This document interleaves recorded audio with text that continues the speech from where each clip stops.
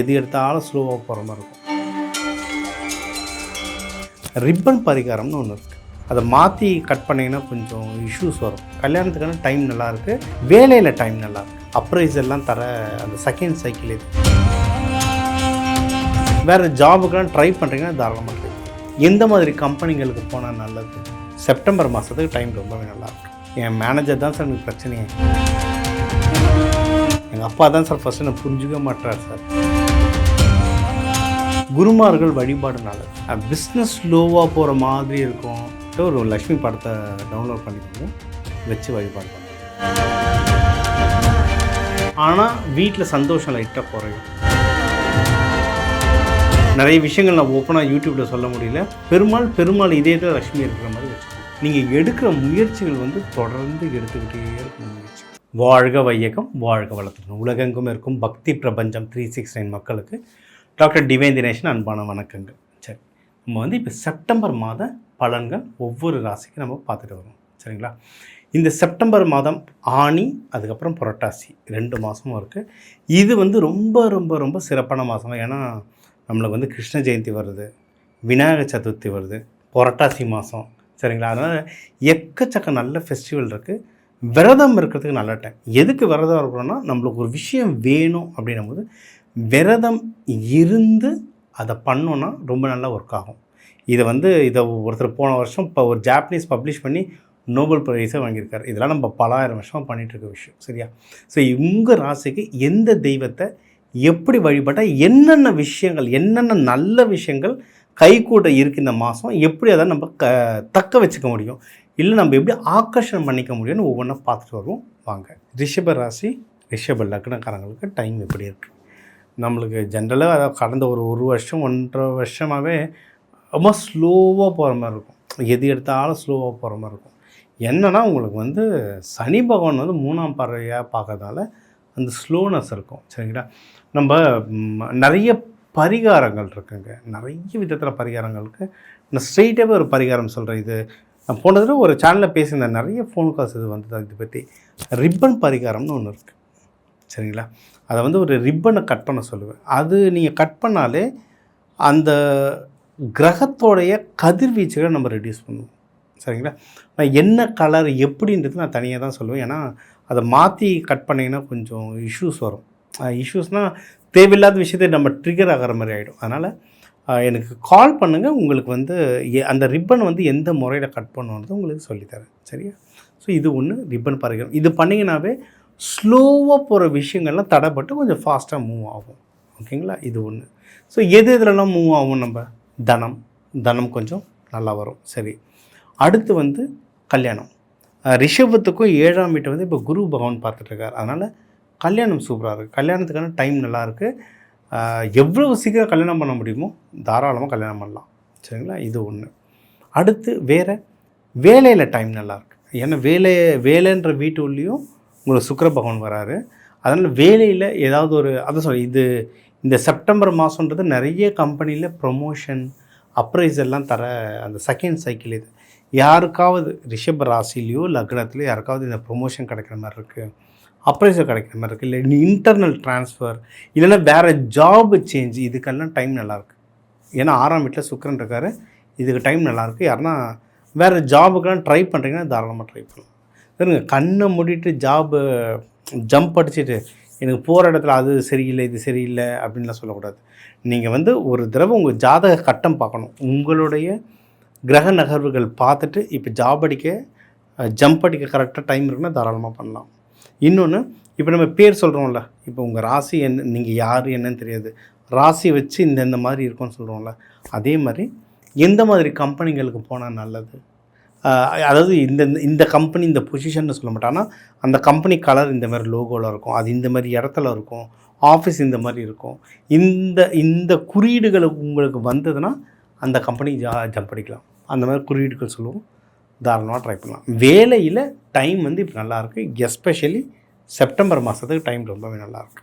சரி, அடுத்து வேலை. ஓகே சார், வேலை சொல்லிட்டீங்க, குருமார்கள் சொல்லிட்டீங்க. எனக்கு யார் மூலிமா ஹெல்ப்பு கிடைக்கும் சார்? அந்த மாதிரி இருக்குது. ஹெல்ப்பு கிடைக்கிறதுன்னு சில விஷயம் இருக்குது. குருமார்கள் ஹெல்ப் பண்ணுவாங்க. ஒன்று மென்டர்ஸ், உங்களுடைய மென்டர்ஸ், உங்களோட வயசில் பெரியவங்க, இவங்கெல்லாம் உங்களுக்கு ஹெல்ப் பண்ணுவாங்க. தாராளமாக ஹெல்ப் பண்ணுவாங்க. அப்பா ஸ்தானத்தில் இருக்கவங்க, ஆஃபீஸ் ப்ரமோஷன் இந்த மாதிரி இருந்தால் மேனேஜர்ஸ், சீனியர்ஸ் இவங்க எல்லாருமே உங்களுக்கு ஹெல்ப் பண்ணுவாங்க.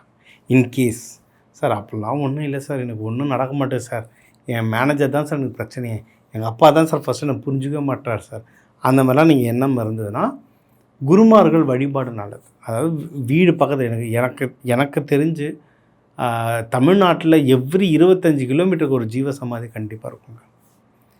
நம்ம வந்து 18 சித்தர்கள் ஜீவசமாதி தான் தேடி போயிட்டுருக்கோம். ஆனால் நம்ம இதில் வந்து ஆயிரக்கணக்கான சித்தர்கள் ஜீவசமாதி அடைஞ்சிருக்காங்க. எவ்ரி 25 அதிகம் 10 கிலோமீட்டருக்கு ஒன்று ஒரு ஜீவசமாதி கண்டிப்பாக இருக்கும். தேடி பாருங்கள். அந்த ஜீவசமாதியில் போய்ட்டு வழிபாடு பண்ணுங்கள், சூப்பராக உங்களுக்கு ஒர்க் ஆகும். ஏன்னா குருமார்கள், குரு வீடு நல்லா இருக்குது. இப்போ குரு வீடு நல்லா இருக்கிறதுனால ஜீவசமாதிகள் வழிபாடு நல்லது. இல்லை எங்களுக்கு நான் இப்போ ஒருத்தர் ரீசெண்டாக மீட் பண்ண ஒரு கோவிலில் இருக்க வந்து அவர்கிட்ட அவர் ஜாதகம் பார்க்க வந்தார். அவர் பையனுக்கு இந்த மாதிரி இந்த பரிகாரங்கள் பண்ணுங்கள் சார், இந்த ஜீவசமாதிகள் போங்கன்னா எங்களுக்கு அதெல்லாம் பழக்கம் இல்லை, நாங்கள் அதெல்லாம் போக மாட்டோம், ஜீவசமாதிகளுக்கு போக மாட்டோம், கோவில் மட்டும் சொல்லுங்கள், போயிட்டு கோவில் மட்டும் தான் நான் பூஜை பண்ணிட்டு வருவேன் அப்படின்வாங்க. அந்த மாதிரி கோவில் மட்டும்தான் வேணும் அப்படின்னா அப்போது இவர் ராகவேந்திரர் இருக்கார், இல்லை சத்ய சாய்பாபா இருக்கார். ஏன்னா இவங்க எல்லோரையும் நம்ம சாமியாக கோவிலாக வணங்குறோம். ஜீவசமாதி போக முடியாதவங்க சாய்பாபா, ராகவேந்திரர் இவங்களை கும்பிடலாம். ஏன்னா இவங்களும் மனிதர்களோடு இருந்து வாழ்ந்த பெரிய குருமார்கள். இவங்கள வழிபாடு பண்ணாலும் உங்களுக்கு வந்து சூப்பராக இருக்கும். ஒன்று. அடுத்து கல்யாணம் தாண்டி, வேலை தாண்டி அடுத்து வேறு என்னென்ன நல்ல விஷயம் இருக்குது சார் அப்படின்னா, நீங்கள் வந்து யாருன்னா பிஸ்னஸ் பண்ணுறவங்களா இருந்தால் பிஸ்னஸில் வந்து நல்ல ப்ராஃபிட் வரும். பிஸ்னஸ் ஸ்லோவாக போகிற மாதிரி இருக்கும். நம்மளுக்கு தெரியும் நம்ம இதை விட நல்லா வேலை செய்வோமே, ஆனால் டல்லாக இருக்குமே நம்மளுக்கு தெரியும். ஆனால் கொஞ்சம் புஷ் பண்ணி பாருங்கள், பிஸ்னஸில் நல்லா ப்ராஃபிட் வரும். பிஸ்னஸ் பிக்கப் ஆகலை, பெருசாக ஆகலைன்னா கூட இருக்கிற பிஸ்னஸ்லேருந்து நல்லா ப்ராஃபிட் வரும். தேடி பாருங்கள். ஏன்னா உங்களுக்கு ப்ராஃபிட்ன்ற ஹவுஸ் வந்து இப்போ வந்து ரொம்ப ரொம்ப நல்லாயிருக்கு. நீங்கள் எங்கே பிரச்சனை எங்கே வரும்னா, பிஸ்னஸில் ப்ராஃபிட் வரும், செலவு ஜாஸ்தியாக பண்ணுவீங்க. அது ஒன்று தான். அதனால் கடைசியில் என் கையில் காசே நிற்க மாட்டேதுன்னுவாங்க. வருமானம் வரும், செலவு அதிகமாக பண்ணுவீங்க. ஸோ அந்த செலவை குறைச்சிக்கிட்டிங்கன்னா சூப்பராக ஜெயிச்சிடலாம்.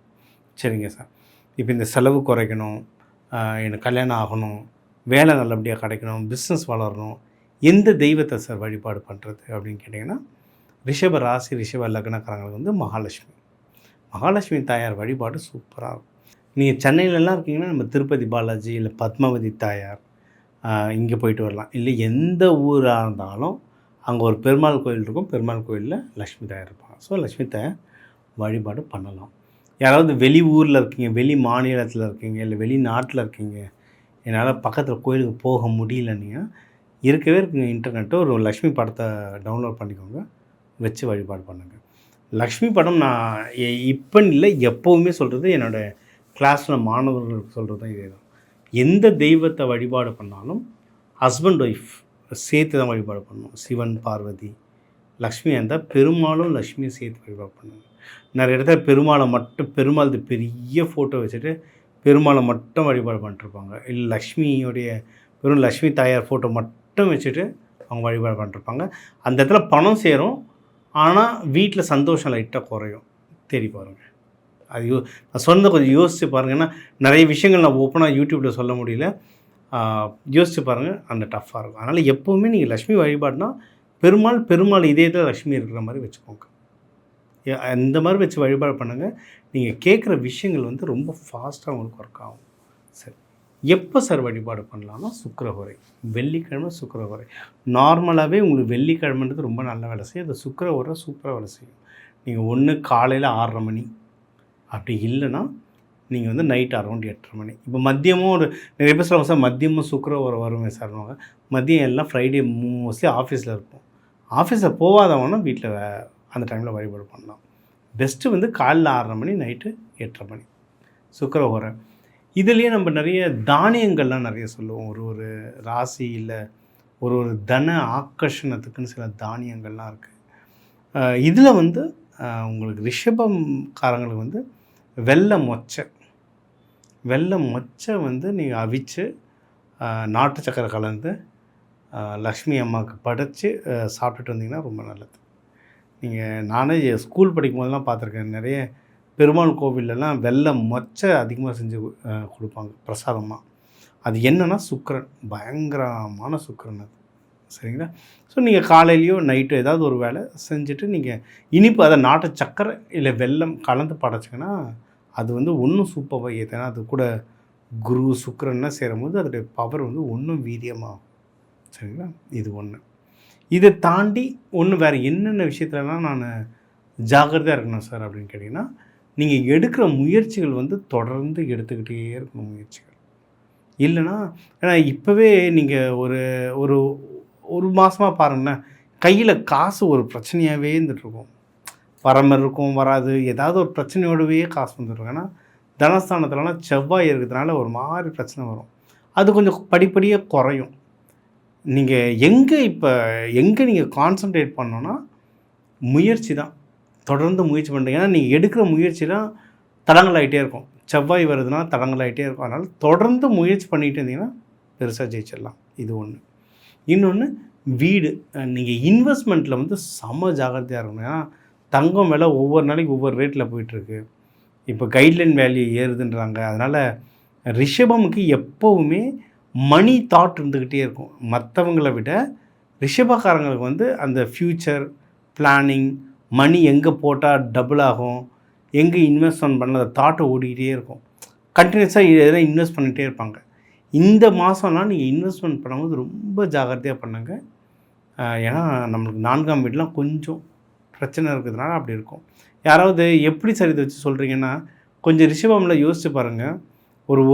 ஒரு மாதமாலாம் வீட்டில் நம்ம வண்டியை துடைக்காமல் கூட வச்சுருப்போம். நிறைய ரிஷபராசி செக் பண்ணி பாருங்கள். ஒன்று வண்டி எடுக்காமல் வச்சுருப்போம், எடுத்தாலும் அதை துடைக்காமல் வச்சுருப்போம். வண்டி எல்லாம் அப்படி ரொம்ப டேமேஜ் ஆகிட்ருக்கும். அது வண்டி இன்வெஸ்ட்மெண்ட்லாம் ஆல்மோஸ்ட் ஒரே வீடு தான். சரிங்களா? அதனால் இன்வெஸ்ட்மெண்ட்டை பார்த்து நீங்கள் பண்ணிங்கன்னா, செலவை பார்த்து கொஞ்சம் செக் பண்ணிக்கிட்டிங்கன்னா, சேவிங்ஸை பார்த்து நீங்கள் சரி பண்ணிட்டாவே பர்சனல் லைஃப் வந்து ரொம்ப சூப்பராக இருக்கும். இப்போ உங்கள் ராசிக்கான ஒரு பொதுவான பலன்கள் பார்த்துட்டு இருந்தோம். ஜென்ரலாக லைஃப்பில் என்னென்ன நடக்கும், வேலை எப்படி இருக்கும், பிஸ்னஸ் எப்படி இருக்கும், மன வாழ்க்கை எப்படி இருக்கும், குழந்தை பாக்கியம், லவ், கடன், இந்தமாதிரி விஷயங்கள் பொதுவான விஷயங்கள் மேஜரான லைஃப்பில் ஜென்ரலாக எல்லாேருக்கும் வர முக்கியமான விஷயங்கள்லாம் சொல்லணும். இதை தாண்டி நிறைய பேர் படிக்கிற குழந்தைங்க இருக்கும். உங்கள் பசங்க படிப்பாங்க, எப்படி படிப்பாங்க, இல்லை புதுசாக காலேஜ், இப்போ நிறைய பேர் காலேஜ் சேர்ந்துருப்பாங்க, இன்னும் சில பேர் வெயிட்டிங்கில் இருக்காங்க, அவங்களுக்கு என்ன ஆகும், இல்லை வெளிநாடு போக போகிறேன், அந்த மாதிரி ஸ்பெசிஃபிக்காக கேள்விகள் எதனா இருந்ததுன்னா நீங்கள் நம்பர் இருக்குது, அதுக்கு கால் பண்ணலாம். உங்கள் எல்லாருக்குமே எல்லா நல்லதும் பண்ண எல்லாம் வல்ல அந்த சிவனும் பார்வதியும் ஆசீர்வாதம் புரியட்டும். வாழ்க வளமுடன். உங்கள் டாக்டர் டிவைன் தினேஷ்.